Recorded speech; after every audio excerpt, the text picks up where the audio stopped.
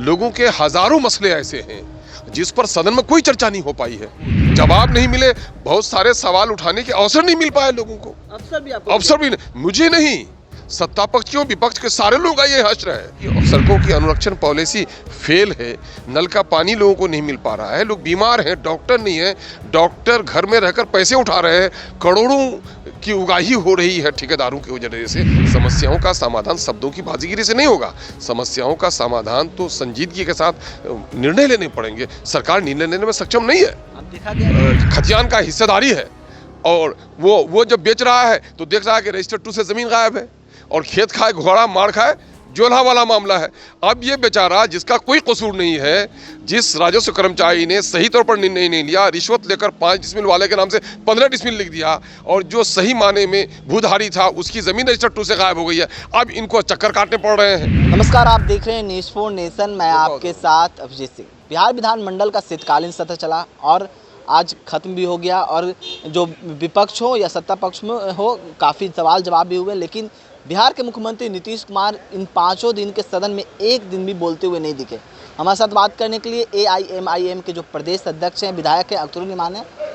सदन खत्म हो गया, चला भी सेशन, कैसे देख? एक रस्म है जिसको पूरा किया गया। 6 महीने के अंदर में अपना शक्ति प्रदर्शन करना है, वो कर रहा है। 13 करोड़ का बिहार है, जब 2.5 करोड़ का बिहार था तब नियमावली बना था, और सरकार आज जन सरोकार के मुद्दों से आंखें चुरा रही है। यही वजह है कि अल्प अवधि का हाउस इन लोगों ने बुलवाया, और जन समस्याओं पर खुलकर बहस नहीं हो पाई है। बिल्कुल नहीं हो पाई।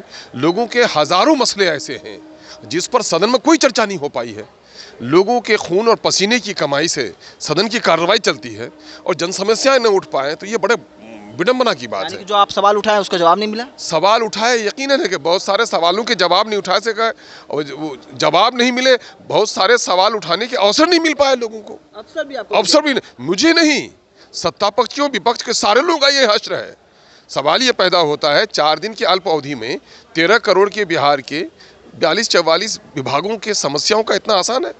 बीडीओ करप्ट कर रहा है, 50% पैसे मनरेगा में कमीशन में इनके जा रहे हैं, पुल बनते हो टूट जाते हैं, सड़कों की अनुरक्षण पॉलिसी फेल है, नल का पानी लोगों को नहीं मिल पा रहा है, लोग बीमार हैं, डॉक्टर नहीं है, डॉक्टर घर में रहकर पैसे उठा रहे हैं, करोड़ों की उगाही हो रही है ठेकेदारों की वजह से।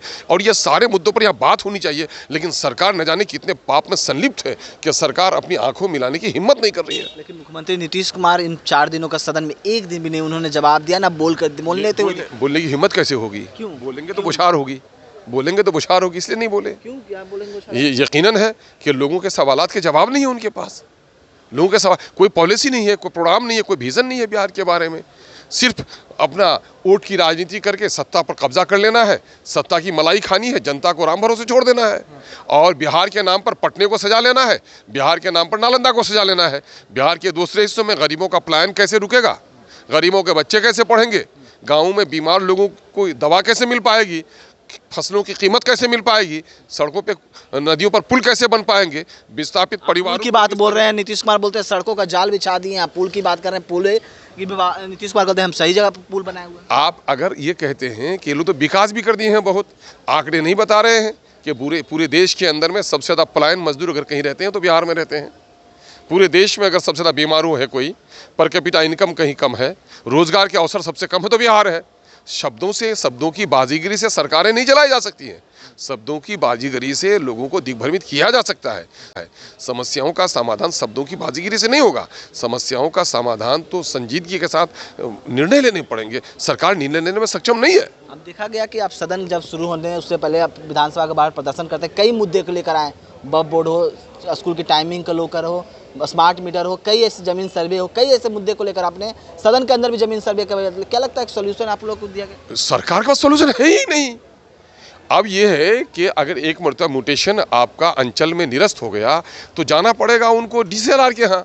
और डीसीएलआर के यहाँ जाना, जिसका पति प्रदेश में ईंट तोड़ रहा हो, पत्थर तोड़ रहा हो, 2 डिसमिल जमीन खरीदे हो बेचारी महिला, वो जाएगा जिला वहाँ डीसीएलआर के यहाँ 40 से 50 हज़ार रुपया उनका खर्चा हो जाएगा। तो 40 से 50 हज़ार रुपया खर्च नहीं हो, वो 15,000 रुपया दे करके बाबू कह करके कर्मचारी से, अपना राजस्व कर्मचारी से अपना वो करवा रहा है। एक एक कर्मचारी 4-5 अपना सहयोगी रखे हुए हैं और जिनकी प्रत्येक दिन की आमदनी लाखों से ज़्यादा है। आज के दिन में बिहार में राजस्व कर्मचारी की बहाली निकाली जाए और कहा जाए कि सरकार तनख्वाह नहीं देगी, लाख रुपये सरकार को महीना देना पड़ेंगे, तो मैं समझता हूँ कि भीड़ लग जाएगी। एक एक राजस्व कर्मचारी की महीने की आमदनी 15 से 20 लाख रुपये है। ये किनका शोषण हो रहा है? वही डीसीएलआर के यहाँ मामला चला जाएगा, रिजेक्ट हो जाएगा। रिजेक्शन के लिए इनका कोई उसूल नहीं है। रैयत को आप सूचना देंगे, सूचना मिली नहीं रैयत को और आपने रिजेक्ट कर दिया। आपने मांगा था दरके वाला उसने लगा दिया, फिर भी रिजेक्ट हो गया। दरके वाला को उसने छुड़ा के कर दिया कि दरके वाला उपस्थित नहीं किया गया। सारे झूठ के पुलंडे हो रहे हैं। इसी वजह से जनता का बड़ा शोषण हो रहा है। जो राजस्व मंत्री है उन्होंने तो कई सोल्यूशन दिया भूमि राजस्व मंत्री से मैंने कहा कि जिस तरह परिमार्जिन 2 आपने किसी ने अवैध रूप पर ज़मीन बेची, उनकी ज़मीन होती थी हिस्से में 5 डिसमिल, उसने 15 डिसमिल बेच ली और वहाँ रजिस्टर 2 से 15 डिसमिल को खारिज कर दिया गया। और जो उस खतियान का हिस्सेदारी है और वो जब बेच रहा है तो देख रहा है कि रजिस्टर 2 से ज़मीन गायब है और खेत खाए घोड़ा मार खाए जोल्हा वाला मामला है। अब ये बेचारा जिसका कोई कसूर नहीं है, जिस राजस्व कर्मचारी ने सही तौर पर निर्णय नहीं लिया, रिश्वत लेकर 5 डिसमिल वाले के नाम से 15 डिसमिल लिख दिया और जो सही माने में भूधारी था उसकी ज़मीन रजिस्टर 2 से गायब हो गई है। अब इनको चक्कर काटने पड़ रहे हैं। तो पूरे तौर पर समझिए कि इस वक्त राजस्व के मामले में पूरे गाँव में आग लगी हुई है। लोगों का शोषण दोहन हो रहा है। जनता बेचारी बेज़बान है, जिसकी ज़बान हम लोग उसकी ज़बान बनकर आए हैं और सरकार यहाँ ज़बान बंद कर रही है। मीडिया उनका है, सरकार उनकी है, ऑफिसर उनकी है, लापापुती कर रहे हैं लोग। लेकिन मुख्यमंत्री नीतीश कुमार अब तो जनता के बीच में जा रहे हैं। 15 तारीख से 15 दिसंबर से महिला संवाद यात्रा पर जाएंगे, लोगों से मिलेंगे। अब तो सोल्यूशन डायरेक्ट वो देंगे। महिला लुभावन में जाएंगे, महिला लुभावन में कि महिलाओं को वोट के लिए किस तरह लुभाया जा सकता है।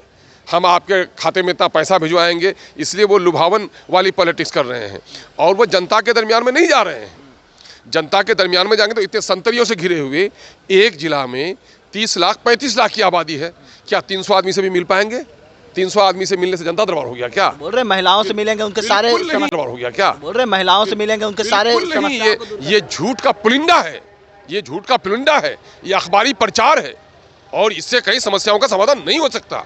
पहले इनको आज जाने की जरूरत क्या है? आज का डिजिटल इंडिया है और यहाँ बैठे और बैठकर समीक्षा करें कि कितनी ऐसी महिलाएं हैं जो गर्भवती थी, हॉस्पिटल नहीं बन पाया, उनके पेट में बच्चे मर गए। उनके लिए आप क्या करेंगे? आपके पास तो समाधान है नहीं, सिर्फ ये प्रचार प्रसार तंत्र है, ये करा रहे हैं आप। आप सुन रहे थे AIMIM के जो प्रदेश अध्यक्ष हैं अख्तरुल ईमान का, उनका क्या कुछ कहना था। तमाम खबरों न्यूज़ 4 के साथ नमस्कार।